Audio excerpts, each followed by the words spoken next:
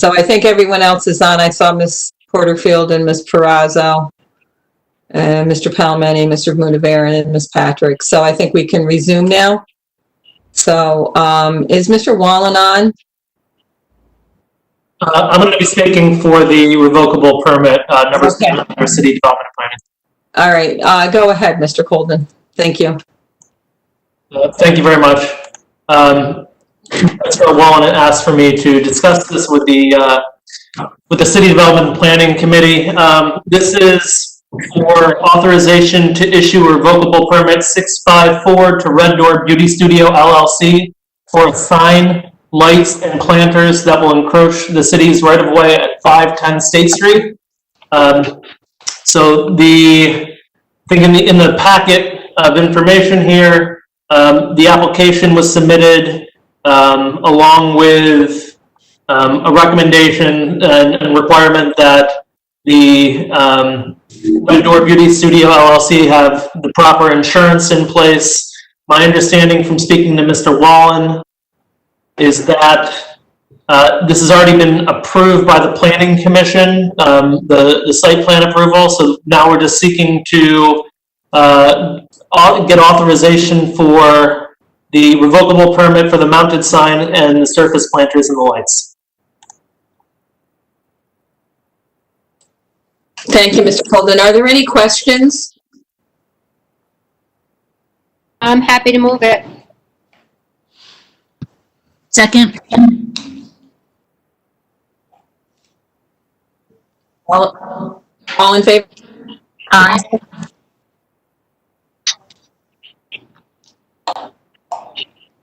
Okay, I'll entertain a motion to adjourn. So moved. Second. All in favor? Aye. Okay, thank you. All right, thank you. Can everybody hear me? I'm hoping. We'll call to order Public Service and Utilities. One item up here is the electric vehicle charging station installation. And John Cluccio, are you with us, John? I am. Thank you, sir. Go ahead. Yes, so several weeks ago, the City Council authorized the mayor to enter into an agreement to purchase electric vehicle charging stations, and they've actually been delivered. And this is for a contract for the installation of those stations. We advertised for bids, and 5 of them were returned.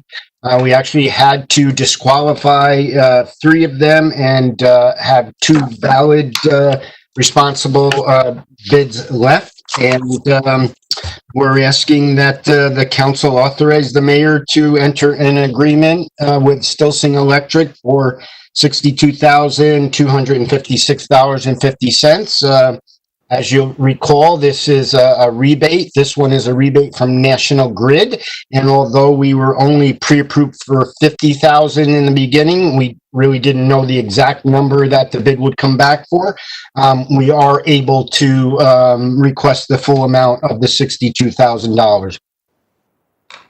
Very good. Any questions or comments, please? Mr. Kosher, I have a question. Yes, ma'am. Could you tell us why the what it was about the 3 offers that not qualified? Sure. Two of them did not use, one did not itemize any of the bid items that we did. They just put one number on the bottom. And if you do that, then, based on any changes, there's no way to know how much they're going to charge you for certain things. So that contractor was disqualified for that reason. Another one did not use the correct bidding sheets. There was an addendum that was supplied to all of the contractors that signed up for it, and they did not use the correct bidding sheets, so they were disqualified for that reason. And the third one did not provide a signed addendum sheet as part of the requirements. Thank you. And I do have one other question. Is this a contractor that we've used before?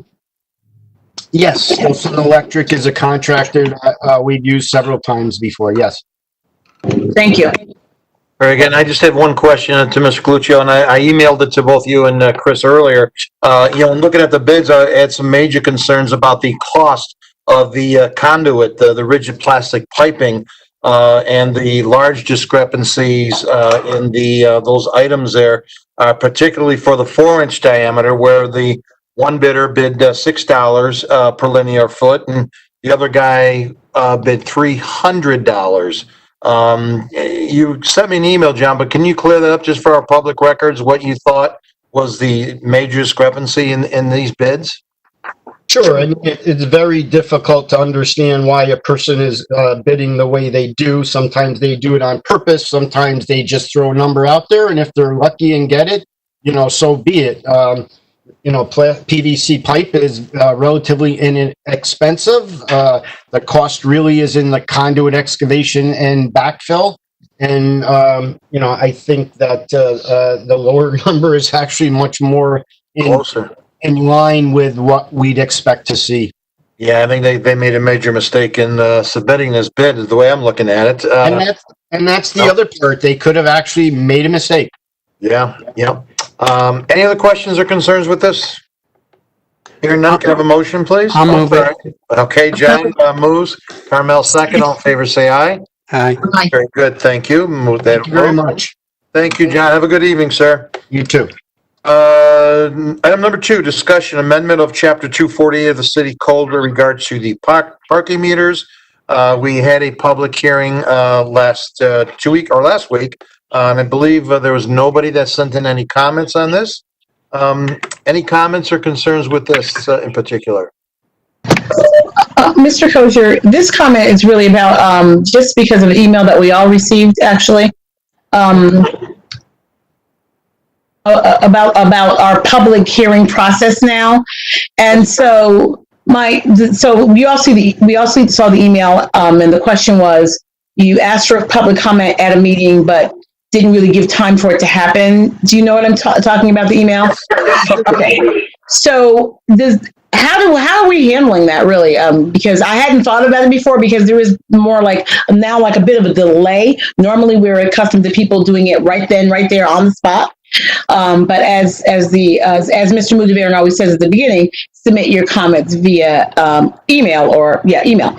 So do we now have to wait another cycle to make sure that we're getting everybody's comments? Because most people, the average person, does not look at this stuff ahead of time. They kind of wait till our council meeting. They see the documents they hear. And that email also indicates that the full document under the other things that we had a public hearing on was not available. So that's really a question if we really needed to wait on that.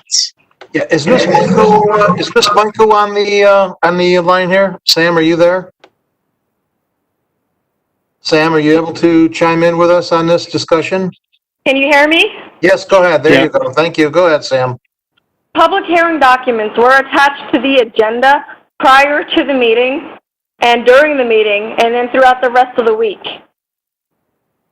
Yeah, and don't we make these, publish this in the Gazette? Do we publish that in the Gazette as well, Sam, or no? The notices are published in the Gazette, and also we are open. If anyone ever wanted to come in and get a copy, they can just call. Yep, and again, that's how we've been doing it, I think, since this pandemic has approached us, unfortunately. They should email them directly to Ms. Michael, and then she will forward those comments to all of us prior to our meeting so we can review them. And again, I believe most of our other municipalities are doing the same. I know the Schenectady County Legislature is doing the same. All their comments have to go directly to Jeff Hall, their clerk of the works. So I don't know, does that answer your question, Ms. Porterfield? Well, not exactly, because the question, the email that we received from Mr. Putman said that the document, and it's not about this particular one, but I was bringing it up to make sure that we were consistent throughout, that the document that is going to be under administrative efficiency the information was not provided fully to the public. That is what the email said. So I was on there. I beg your pardon? It was attached to it. All 4 public hearings were in with the agenda. Okay. And I can confirm that as well, because I did look, Ms. Porterfield. All right. All right, I just wanted to confirm, it came up, it was an issue that we received the email, just want to make sure we address that. Yep. Mr. Kosha, if I may. Yes, sir. I Go ahead, mean, John. myself and Ms. Michael, we try to make sure that once the documents are going out, everything is attached. And if they're not attached, we have a notation in the email and follow up to complete the attachment. At every given moment, all attachments are with the agenda. Okay, thank you for addressing that. All right, thank you.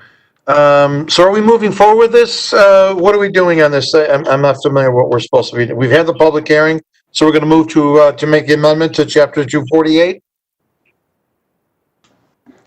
Andrew Colden, are you there, Andrew? Is that? I'm here. Yep, that's correct. Unless, the council sees otherwise, that we're looking to make the changes to chapter 248 of the code related to parking meters, specifically in the attachment that was previously provided for the public hearing, those changes, unless, obviously that, the council can discuss those changes as well.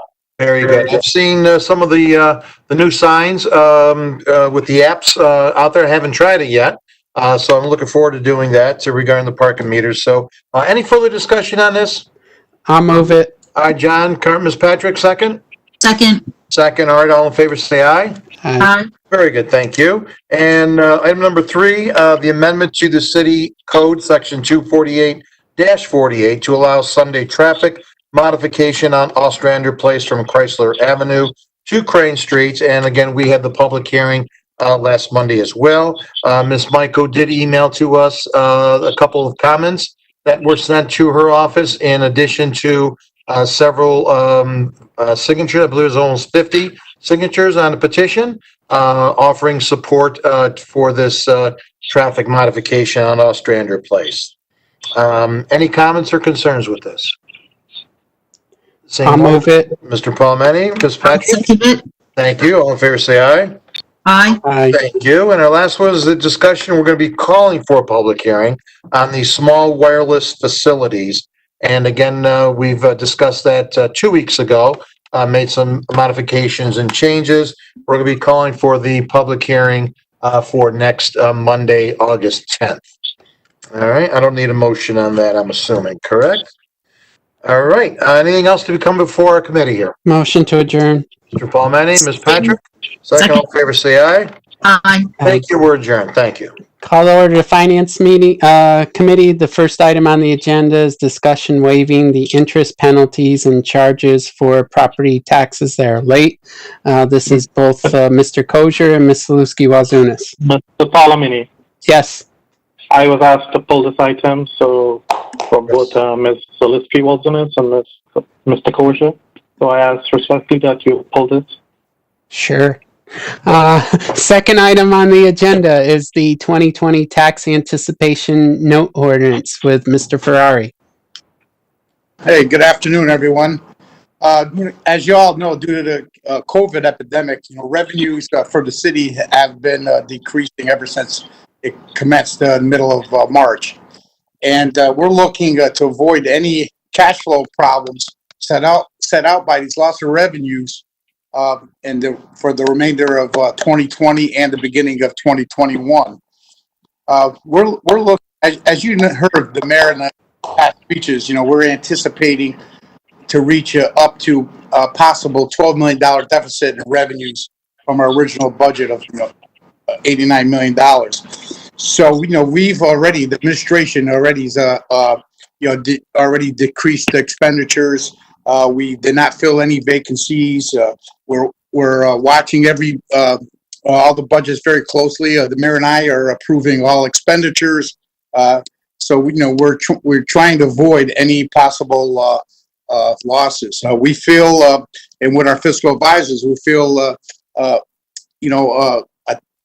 tax anticipation note would make it a little more freer for us to avoid any problems of cash flow for the rest of 2020 and 21. We are still anticipating help from the federal government in some ways. They're working at it right now in the Senate. I'm not anticipating that to happen, but if that does not happen, we're going to really move forward on this TAN. If it does happen, we be able to back off, or like I says, I had the TAN not to borrow more than 7 million. So we might have the ability to borrow less than that. I'm just recommending this for the city's bottom line for cash flow. The plan is to pay it with uncollected taxes that by the time we do the request, and we feel that we're going to pay it over 5 years, probably between 1.4 and 1.5 million dollars a year. Right now,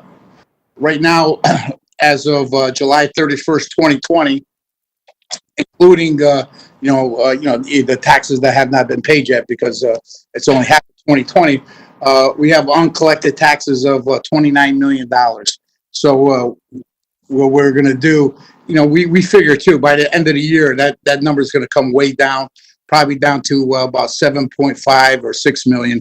And that includes, what we have to pay the schools, the county, all the other stuff. And I'm asking you to please recommend this ordinance to go through, to give us the option to borrow money if we need to go forward for the city of Schenectady. Are there any questions? Mr. Palmeni? Go ahead, Ms. Zaluski-Walzinus. So, Mr. Ferrari, if by, let's say the federal government comes forward and says, okay, we're gonna help out here. Yeah. We can pay this off without penalty, I assume? Yeah. There's never going to be a penalty, but there's always going to be interest. Okay. All right. Well, if we got the federal assistance, we wouldn't borrow the money. Is the more plausible. Okay. Yeah, and if we don't get enough federal assistance, we might put money, and of course there's always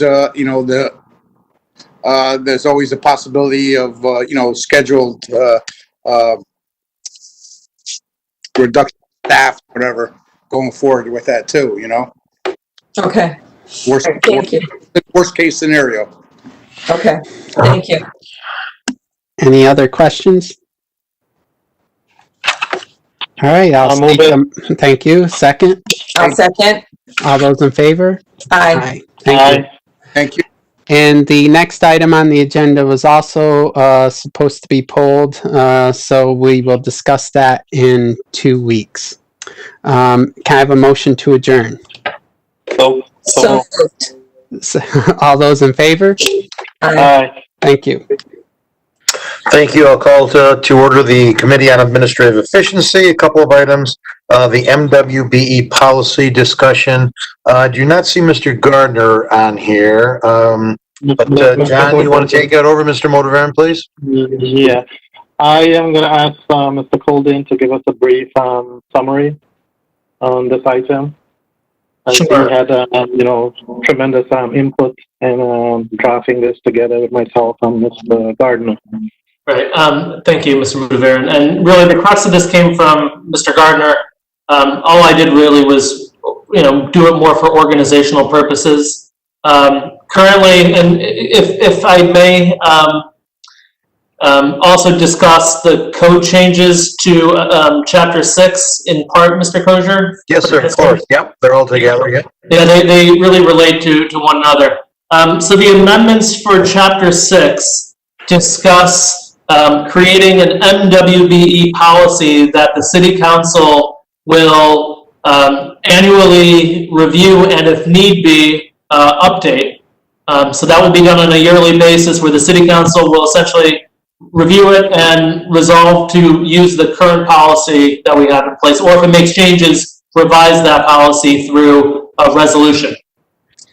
So that's really the amendments to Chapter 6 get at that. And I believe that was previously provided to the council with the changes that indicate that. There are some additional changes too. We incorporated the changes to Chapter 6.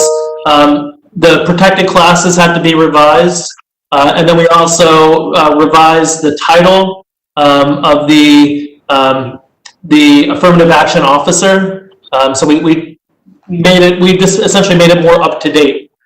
In terms of the MWBE policy, I'm not going to be able to touch on everything here because obviously Mr. Garner, this is his expertise. This is not necessarily mine. But obviously, looking at what we're seeking to do is address minority business enterprises and women business enterprises to make sure that the entities with whom we do business are either MWBEs certified by the state, or that our contractors that we're using are using MWBE subcontractors, and we're trying to make sure that we hit the goals that are set forth here. Obviously, in terms of the background on the first page of the administrative regulations and procedures, the percentages for MWBE, the goals that we're setting are really, we're looking at contracts over $100,000 for public works construction, public works consultants, and professional service consultants. Obviously, we're looking at aggregating because sometimes they use subcontractors, so it's using essentially all of those subs to make sure that we're reaching the goal. And then in terms of public work construction contracts, anything over $250,000, we would be seeking to award only to contractors and subcontractors that have an approved apprenticeship program that's pursuant to our purchasing policy. Obviously, we also have to take a look at any contracts we have with our unions to make sure we're complying with that as well. In terms of the workforce goals, just touching on it, our workforce goals, we're looking for public works construction contracts. We would like aggregate annual awards to be 23% of the award going to MWBE entities.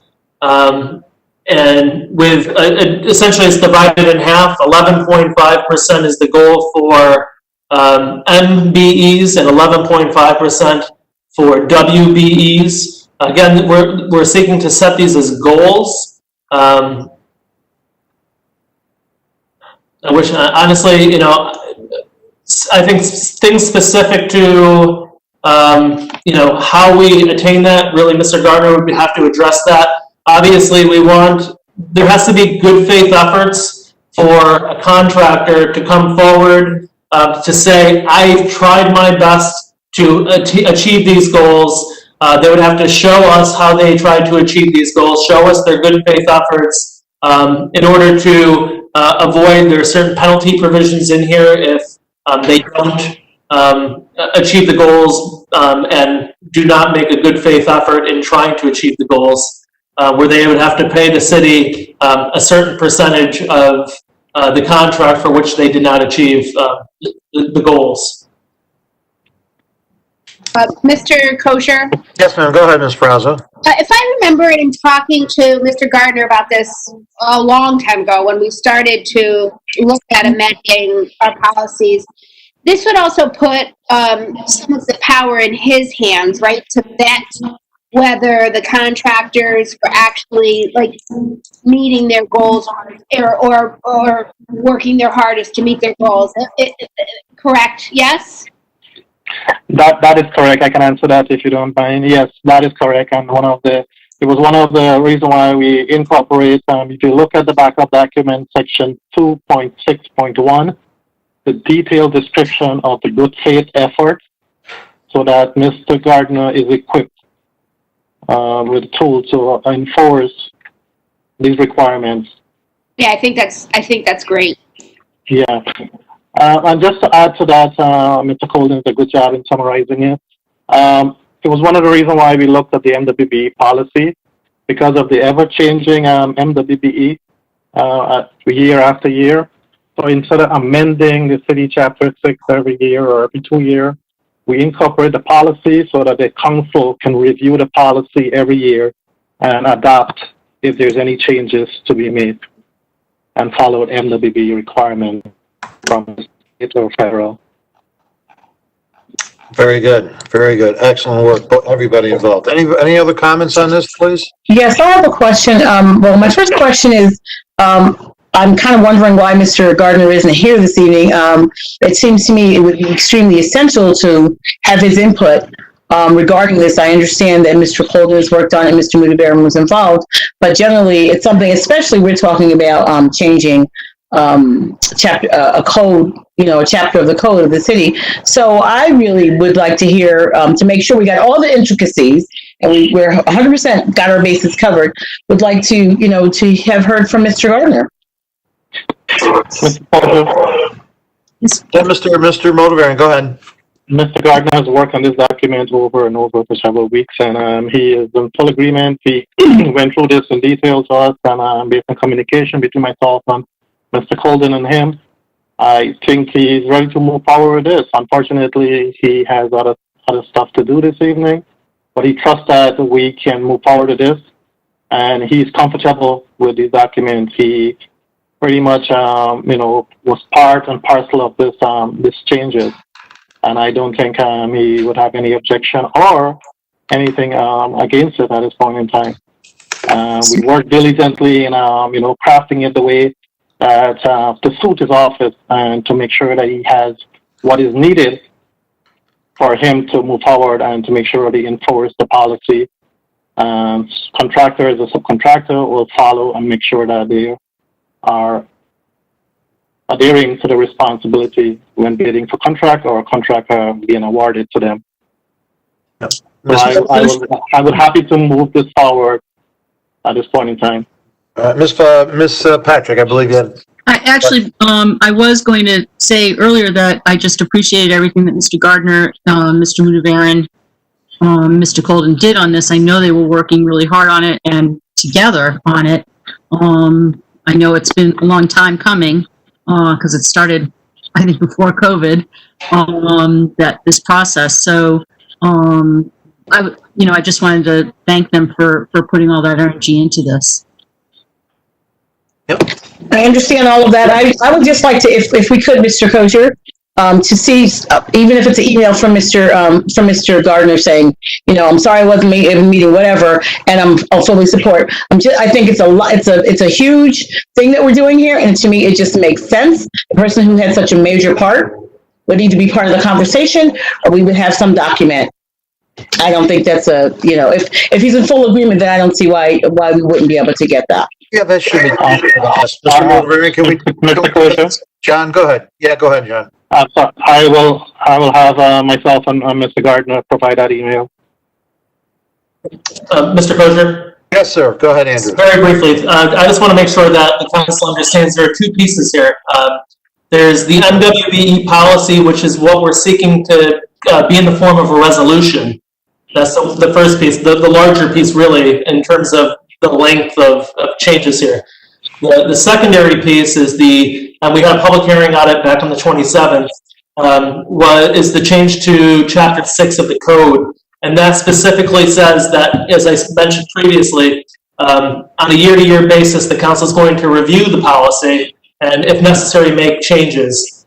So the changes to the code are, in my take on it, they're not terribly significant. It just tells the council that, hey, there's a policy, we're going to have to approve it every year, we're going to review it and approve it every year. So I just want to be clear on that. Thank you. Yeah, and that is exactly right, Mr. Colden. Ms. Porterfield, are you okay with that? We get some kind of a letter or confirmation from Mr. Gardner, or even a personal phone call. I prefer it in writing since it's a part of a record someplace, because if he were on the meeting, it would be part of the record. So that would be fine if we get it in writing. Right. Definitely, Mr. Kosher. Everybody's been working on this. We shall provide that. I don't disagree that people have been working hard. I just want to make sure that we cover that particular base. And I think it's important that we move this forward, because as several folks have said, we've been talking about this for a long time. Actually, probably a couple of years, to be honest with you. So, again, this is something, Mr. Cole, we have to make a motion to approve this. Is that correct? There's going to be a motion to approve the MWBE policy to be approved as a resolution. All right, very good. So I need a motion from I'll move it. Colleagues. Mr. Palmetti? I'll second. Mrs. Lusky-Walzinos, all in favor, say aye. Aye. Aye. Very good, thank you. And the second item, again, is a piggyback, it's the amendment of Chapter 6 of the Code of the City of Schenectady regarding the affirmative action plan, or affirmative action, I'm sorry. And we did have a public hearing last Monday. We did receive one comment from an individual who was very supportive of the affirmative action, the new plan that we have here, and it was emailed to all our council members. So I do know that you received that. Any other further comments or concerns on this piece of the code? I will move it. Mr. Palmetti, second. I'll second. Thank you. All in favor, say aye. Aye. Very Aye. good. Anything else to come before our committee this evening? Motion to adjourn. Mr. Palmetti, second by Ms. Second. Zaluska-Wazunas. All in favor, say aye. Aye. Aye. Thank you. Have a good evening. Mr. Mayor, good talking to you, sir. Take care, stay safe. All right. Good evening, Bye. everyone. Bye now. Take care, everybody.